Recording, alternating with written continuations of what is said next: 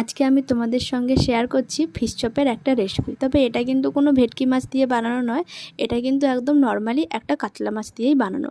যেহেতু ফ্রিজে অনেক দিন ধরে না এই কাতলা মাছের পিসটা পড়েই ছিল, তাই সেটা দিয়েই বানিয়ে নিলাম একটা ফিশ চপের রেসিপি।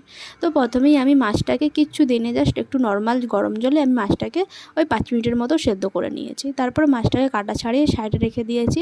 তো তারপর তেলের মধ্যে দিলাম পেঁয়াজ কুচি, পেঁয়াজটাকে একটু হালকা ভেজে নিয়ে তার মধ্যে দিয়ে দিলাম কাটা ছাড়ানো মাছটা। তো তারপর মাছটাকেও হালকা ভেজে নিয়ে তার মধ্যে দিয়ে দিলাম আদা রসুন ও কাঁচা লঙ্কার পেস্ট, তারপর নুন, হলুদ গুঁড়ো, গোলমরিচের গুঁড়ো, গরম মশলার গুঁড়ো, চাট মশলা, সেদ্ধ করা আলু আর ধনেপাতা কুচি দিয়ে আমি একটা পুর বানিয়ে নিলাম। তো তারপর নিয়ে নিয়েছি ব্রেড ক্রাম্বস আর ডিম।